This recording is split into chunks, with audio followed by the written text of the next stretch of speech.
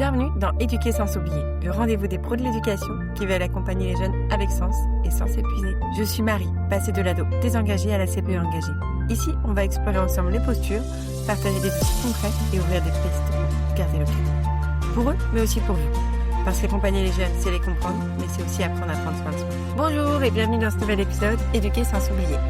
Aujourd'hui, ça va être un épisode un peu spécial, plutôt particulier, parce qu'on est le jour de la rentrée. Déjà, bonne rentrée à tous. J'espère que tout se passe bien pour tous, puisque aujourd'hui, sûrement vous allez avoir plein de nouveaux visages, plein de nouvelles émotions, beaucoup d'émotions, beaucoup de stress, beaucoup. Mais bon, imaginez les émotions que traversent aussi nos petits jeunes. Donc voilà, tout le monde est vraiment sur plein d'émotions différentes. Et je pense aussi aux parents qui vivent aussi des émotions pour la rentrée de leurs enfants. Aujourd'hui, j'ai envie de vous offrir un espace rien que pour vous en tant que pro de l'éducation, pas pour parler de vos classes, ni pour les programmes, ni pour les réunions, mais pour parler de vous. Parce que on le sait, ce jour de la rentrée, on n'entend que ça. T'as vu tel élève, t'as vu telle liste, t'as ça, est-ce que ton emploi du temps te plaît? Enfin, on le sait, c'est c'est full journée, que ce soit pour les enseignants, pour les personnels d'éducation, pour le personnel de vie scolaire, et puis pour les éducateurs aussi, puisque et les animateurs, puisque en fait, ils font aussi souvent l'impasse des vacances, eux, en tout cas des aussi grandes vacances, mais par contre, ils sont dès la rentrée à fond avec les jeunes. Alors aujourd'hui, on va essayer d'accueillir cette nouvelle année avec un peu plus de sérénité. On va voir comment aussi garder un équilibre entre votre vie pro et votre vie perso. Voilà.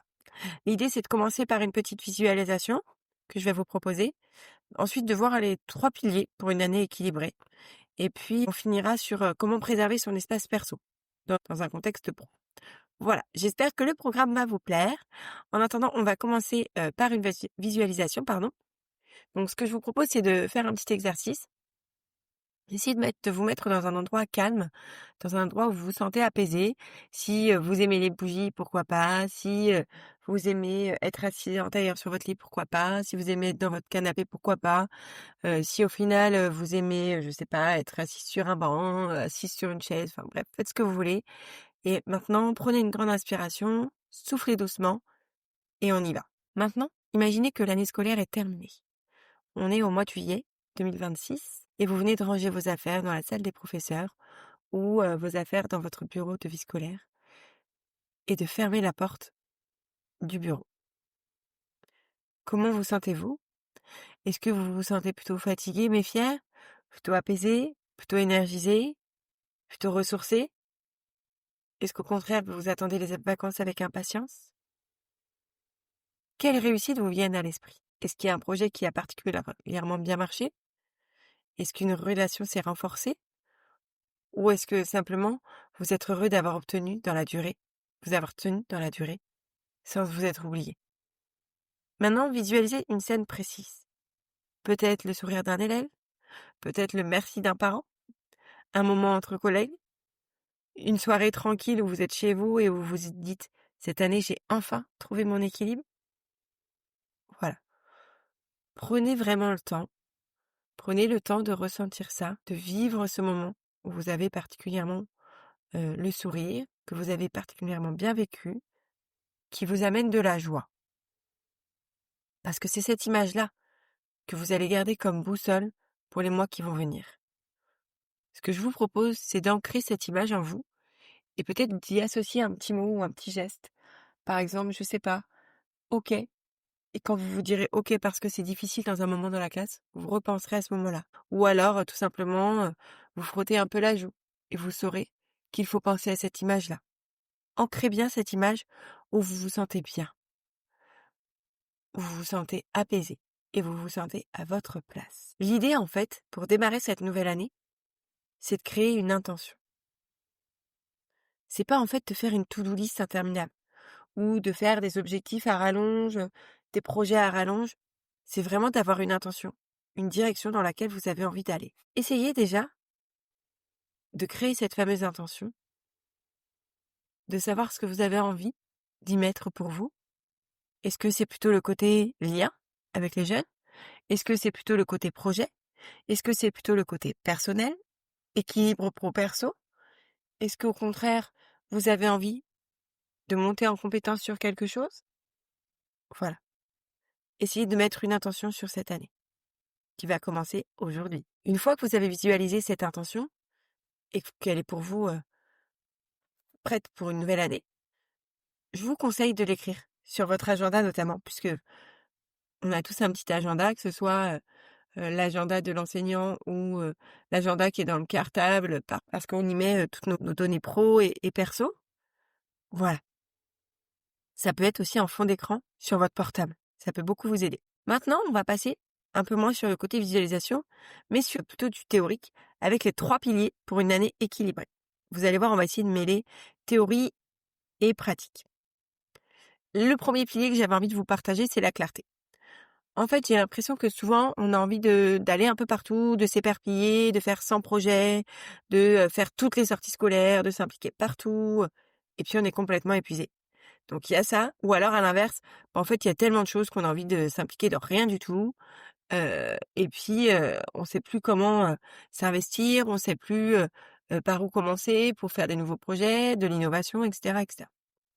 Moi, ce que je vais vous proposer, en exemple concret, du côté pro, c'est décider que cette année, votre priorité sera le lien avec vos élèves. Si c'est votre intention que vous avez posée tout à l'heure, ça peut tout à fait être le lien avec vos élèves. Si par exemple votre intention tout à l'heure c'était de monter en compétence dans les CPS ou de créer un projet sur le temps du midi, sur je ne sais pas moi, sur par exemple la relaxation, et ben voilà, votre priorité sera celle-ci. En fait, l'idée c'est de pas multiplier vos projets.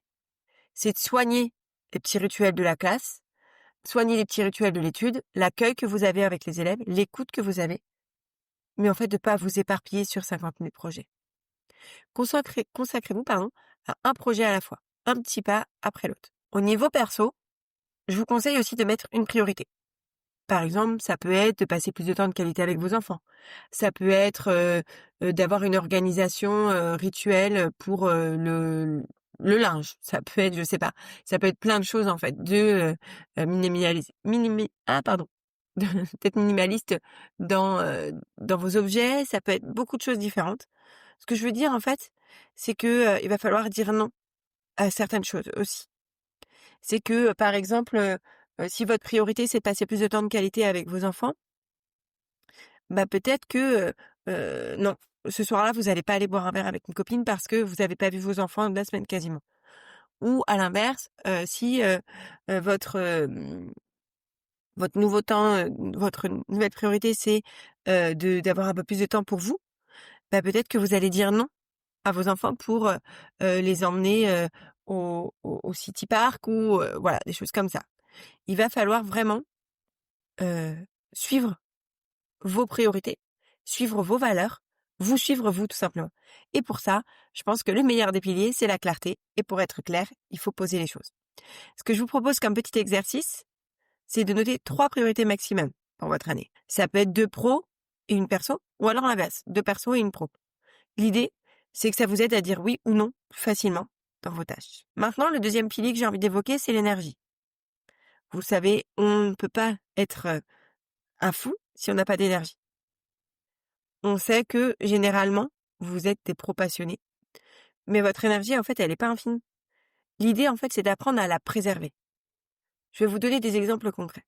Au travail, au lieu de manger en travaillant, par exemple, si vous êtes CPE, je sais que moi, j'avais l'habitude de travailler sur de l'administratif en mangeant, et ben peut-être que non. Là, vous allez prendre 10 minutes, vraiment, pour vous poser, pour manger avec un collègue, une collègue.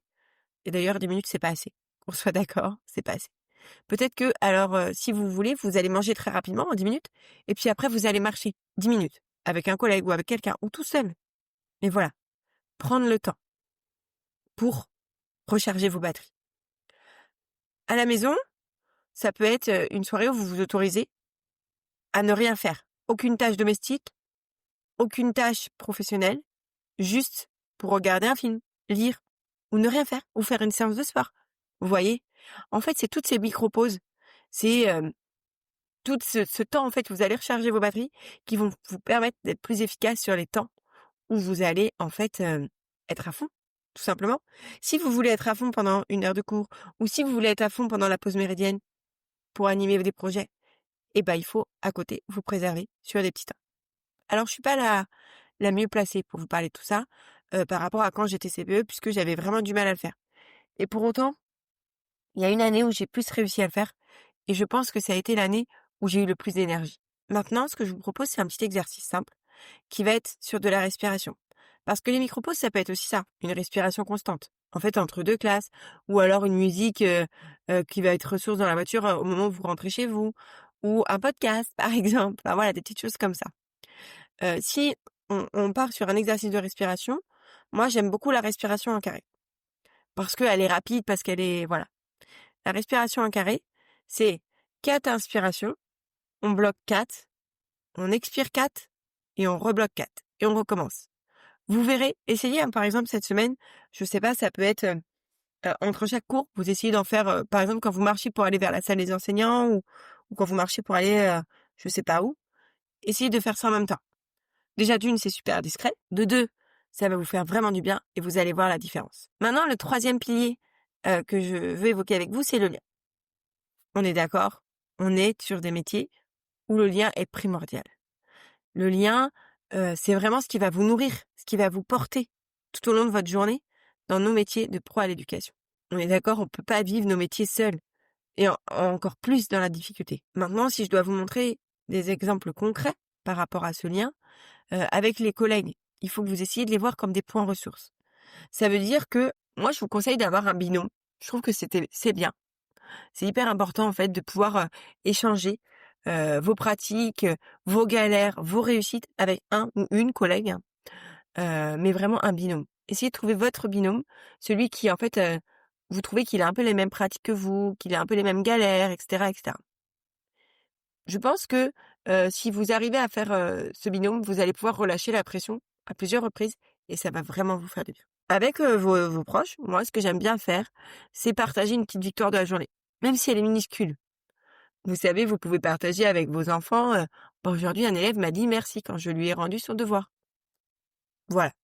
Ça peut être vos petites réussites aussi. Par exemple, je sais pas si vous êtes éducateur de vie scolaire, bah, vous avez réussi à tenir une étude sans bruit ou alors plutôt animer ou faire un projet de prévention. Enfin voilà. Essayez de partager tout ça en famille aussi, puisque on va pas se mentir, ça va vraiment vous faire du bien de pouvoir avoir ce projet en commun. Parfois, le lien, c'est aussi demander de l'aide. Vous n'avez pas besoin, on en a déjà parlé, mais vous n'avez pas besoin de tout porter tout seul. Si vous choisissez de tout porter tout seul, d'une, vous allez vivre votre aventure de pro dans votre coin, seul, et vous allez sûrement devenir aigri. Mais bon, chacun fait ce qu'il veut, chacun a les objectifs qu'il veut. Moi, ce que je vous conseille, c'est de partager et d'apprendre à demander de l'aide. Si vous êtes enseignant, vous pouvez très bien demander de l'aide à un autre enseignant. Vous pouvez très bien demander de l'aide à un éducateur de vie scolaire. Vous pouvez très bien demander de l'aide à un CPE. Si vous êtes éducateur de vie scolaire, vous pouvez demander de l'aide à un éducateur de vie scolaire. Vous pouvez demander de l'aide à votre hiérarchie. Vous pouvez demander de l'aide. Enfin voilà, il y a toujours du monde sur qui vous pouvez vous appuyer. Maintenant, ce que je vous propose comme petit exercice sur ce point-là, sur ce pilier-là, c'est de choisir une personne avec qui vous allez créer justement ce binôme de soutien mutuel. Vous pouvez peut-être vous planifier un petit rendez-vous mensuel ou un petit rendez-vous hebdo. Très sincèrement, moi, mon binôme, l'année dernière, je la voyais tous les jours. Et tous les jours, on avait besoin de se partager nos galères, nos réussites, etc. Après, c'est vraiment individuel et chacun choisit son binôme, sa manière de fonctionner, etc. Donc voilà, on a vu un peu les piliers et tout ça. Mais maintenant, j'aimerais aussi qu'on évoque aussi l'espace personnel. Le grand piège de notre métier, c'est de donner, donner, donner et de s'oublier. Alors, ce que je vous propose, c'est de choisir un petit rituel qui va être rien que pour vous, cette année, en tout cas. Ça peut être plein de choses différentes. L'idée, ça va pas être dans la performance, mais plutôt dans la régularité. Voyez pas ça comme un sprint, mais plutôt comme un marathon. Même une toute petite habitude, elle peut transformer une année entière, je vous l'assure. Ça peut être de l'écriture. Par exemple, écrire 5 minutes par jour dans un petit carnet. Ça peut être le matin, le soir, comme vous voulez. Ça peut être une petite marche dans la nature chaque week-end. Ça peut être une playlist que vous avez créée par exemple une playlist spéciale apaisement que vous écoutez quand vous rentrez ou quand vous avez, je sais pas, les nerfs ou je ne sais pas. Ça peut être aussi un rituel stop écran. Par exemple, bah, tous les jeudis à 20h, on coupe tous les écrans. Voilà. Ou je sais qu'il y a beaucoup de personnes qui, à partir de 9h, 9h30 coupent tous les écrans. Voilà, ça peut être beaucoup de choses comme ça. Ça peut être, un rituel sportif aussi, un rituel créatif avec, de la couture, du dessin, enfin voilà. À vous de choisir votre propre rituel, mais je vous invite à vraiment le noter aussi dans votre agenda en même temps que votre intention, puisque il va falloir y revenir et que même si c'est difficile, même si des fois il faut vous l'imposer, et ben il faut le faire. Vous savez, c'est footing où vous y allez parce que, bah, vous vous l'imposez en fait, c'est de la discipline, hein et de l'autodiscipline même et puis quand vous revenez, vous êtes hyper satisfait et ben voyez ce rituel comme ça. Au début, il va vous falloir de la discipline, de l'autodiscipline à fond et puis en fait, petit à petit, ce rituel, il va s'automatiser et puis vous allez faire les choses naturellement. Voilà, on en a fini pour ce jour spécial rentrée. Ce que je vous propose, c'est de démarrer cette année avec une intention. En fait, c'est une occasion de décider aujourd'hui comment vous voulez vivre cette année.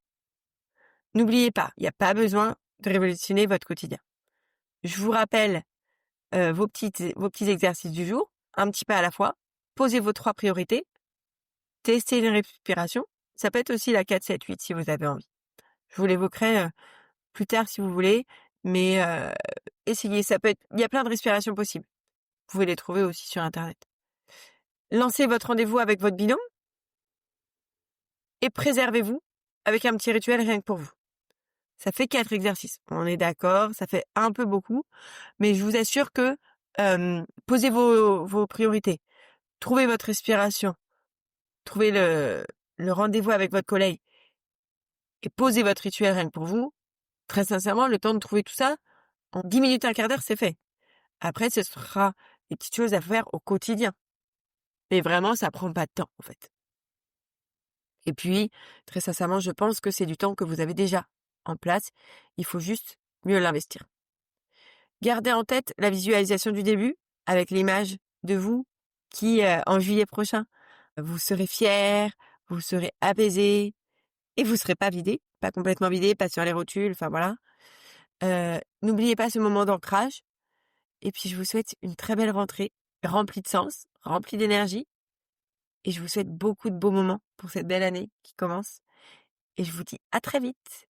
Si vous avez aimé ce podcast, je vous invite à le partager, à le noter aussi sur les plateformes, puisque c'est comme ça que je peux, en fait, augmenter ma visibilité. Et je vous dis à très vite pour un prochain épisode. Ciao, ciao!